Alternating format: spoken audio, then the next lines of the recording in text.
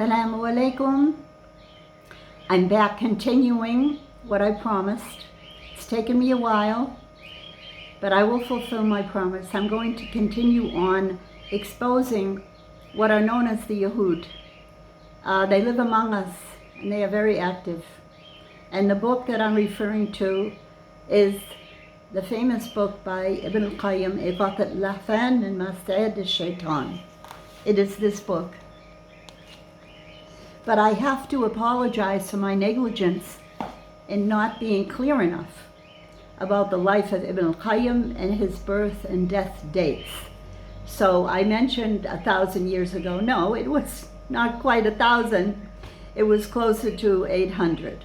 So now please jot down for your own personal notes, and for perhaps those who are around you who care, you can explain to them that Ibn al-Qayyim al-Jawzi was born in the year, and I will use the, as we say, the Christian era, but I don't really like that terminology.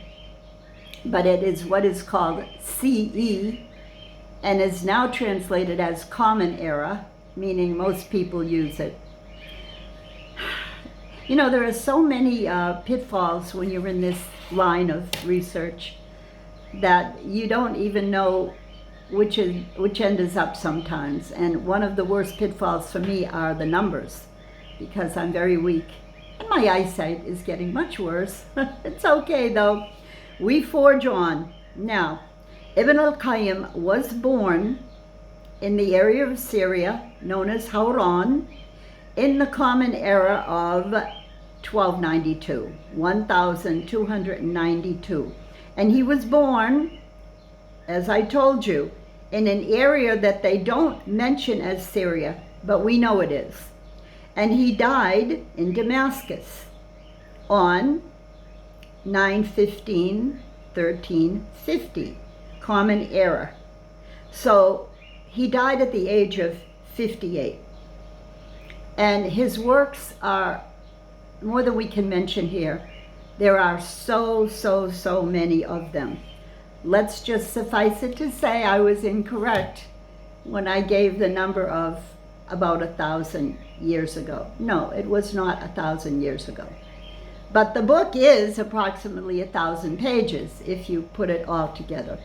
So I'm going to continue where I left off. And you know, the book is way too vast to give you every single word. So I'm choosing from it the parts that I consider to be most applicable for the American people to figure out what's going on, because that's why I make these videos.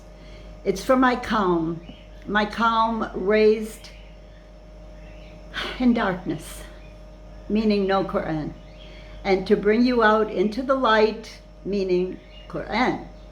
So on our previous lesson, which I'm sorry was over a week ago, we did what is called here ذكر التلاعب بالأمة,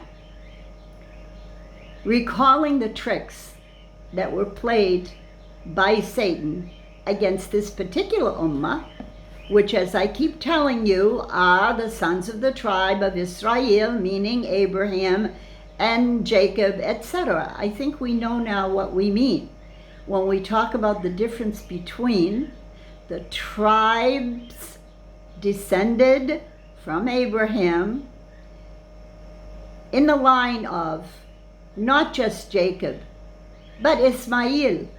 And that's another sticky wicket we have to clean off or clean up, because the liars have told us that this is a different type of a person. No, it's not. They're all one. They all came with the same message of Tawheed, worship Allah alone. And then Satan tricked them by splitting them up into fighting groups, claiming who came first. Was it Ismail or was it Ishaq? Makes no difference. They came with the same message. So you're going to figure out from my lessons how they want to trick and deceive and lie and cheat and muddy the waters, which is what they always do. So now recall Dearborn. and recall what's going on, which is why I'm going to continue on these lessons. I hope to do at least 10, because I think things will not get better. So, moving right along from the last lesson, and I'm going to read and translate. Today, فأول تلعب الشيطان بهذا الأمة في حياتنا بها. The first trick occurred in the life of their prophet, and that's Musa. وقرب العهد بإنجائهم من فرعون وأغراق قومه. So it took place at the time of their prophet Moses, as he's referred to, and Pharaoh, and their, you can say, slavery, although some people doubt that it should be called slavery, but Allah knew that it was wrong. So he rescued them and he took them out of Egypt in the time of Pharaoh. فَلَمَا جَاوَزُوا الْبَحْرَ رَأَوْا قَوْمَهُ يَعْكِفُونَ عَلَى الْأَصْنَامِ. So when they crossed the Red Sea, the Bahr, there was a people worshipping idols. فقالوا يا موسى اجعل لنا إلها كما لهم آلهة. Oh Musa, give us an idol. And the word for ilaha is not just so simple as to say a false god. No, it's something that they literally want to pray to and bow to and worship. And that's what they asked Musa for. وقال لهم موسى عليه السلام, and this is from Quran, أعوذ بالله من الشيطان الرجيم, إنكم قوم تجهلون, you are an ignorant people. إن هؤلاء متبر ما هم فيه وباطل ما كانوا يعملون. He said those people are destroyed about what they're doing and for the reason of what they're doing. And they are completely wrong in what they're doing. And this verse comes from Surah Al-Araf, 138 to 139. فَأَيْ جَهْلْ فَوْقَ هَذَا? Could there be any more stupidity than this? وَالْعَهْدْ قَرِيبٌ, and they are new in the covenant.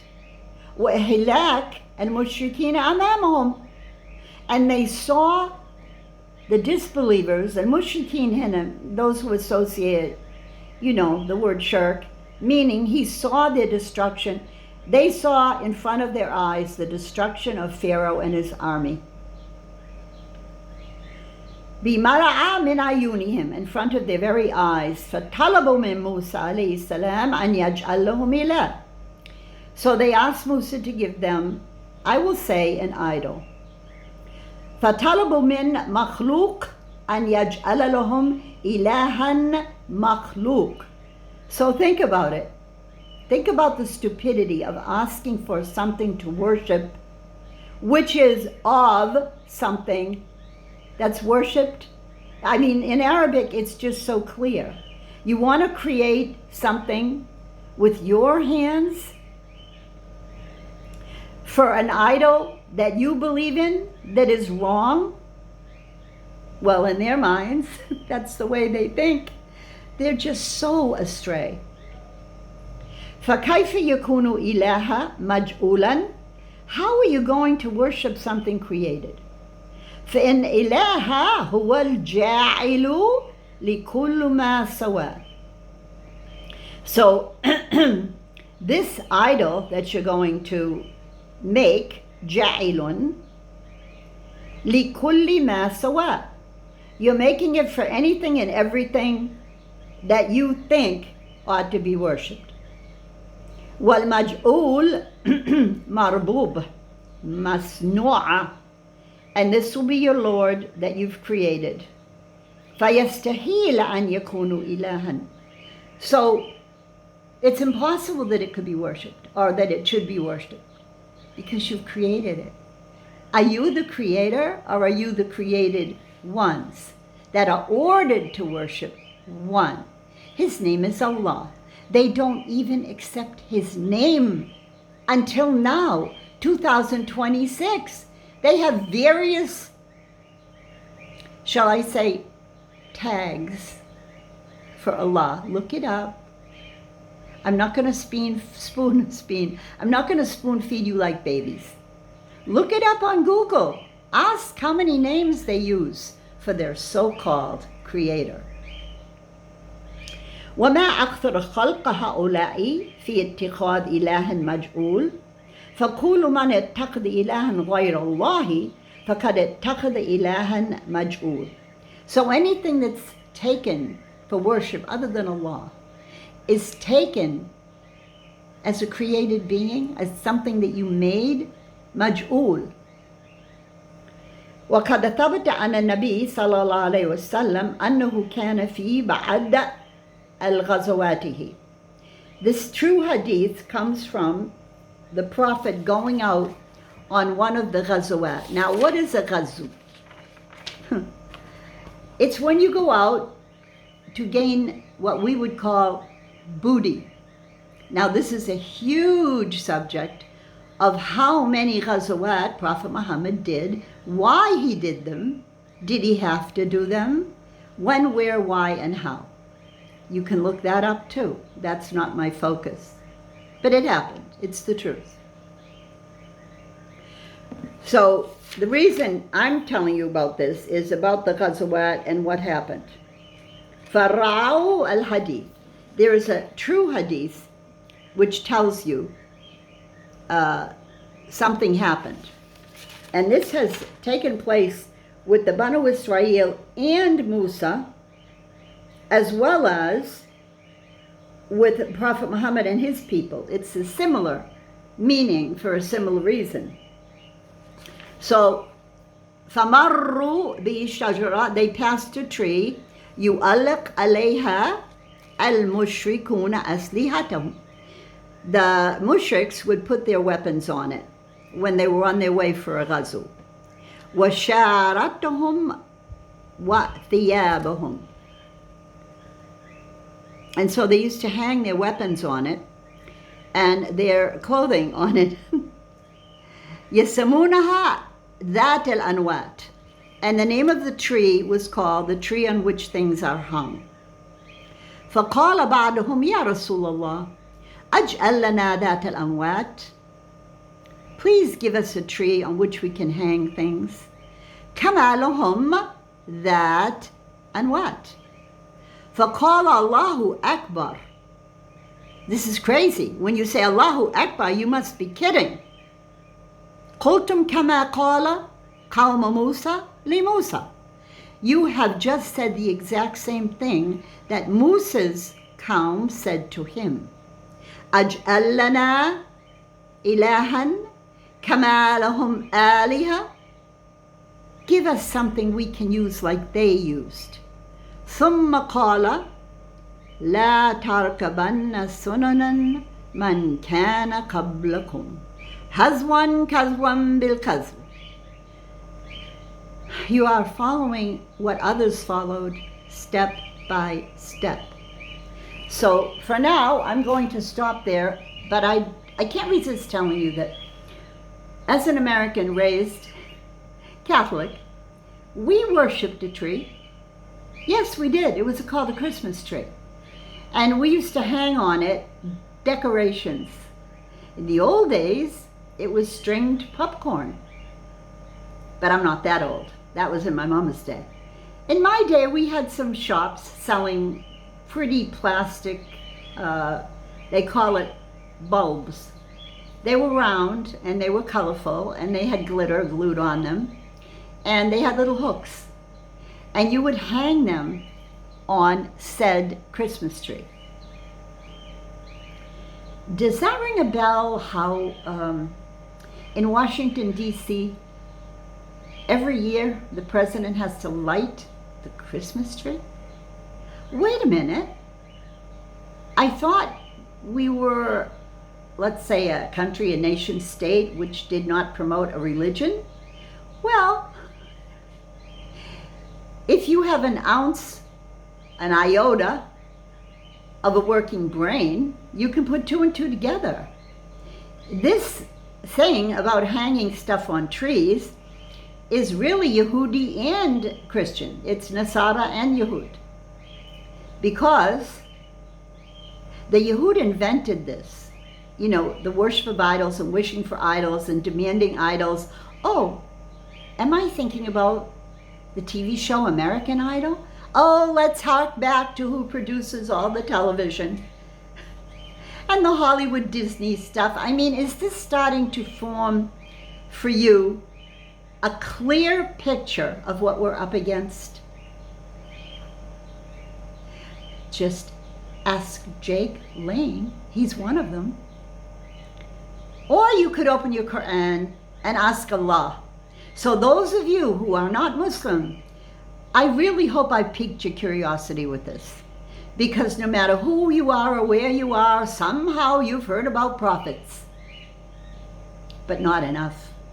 And that's why they hide the prophets' stories. And they don't even want the little children to learn them very much, even in Christian schools. They focus on the crucifixion of Christ as their Savior. You see how they muddy the waters.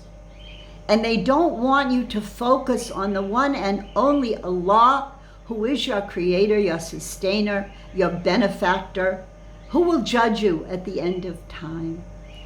Moving right along. Assalamu alaikum wa rahmatullahi wa barakatuh.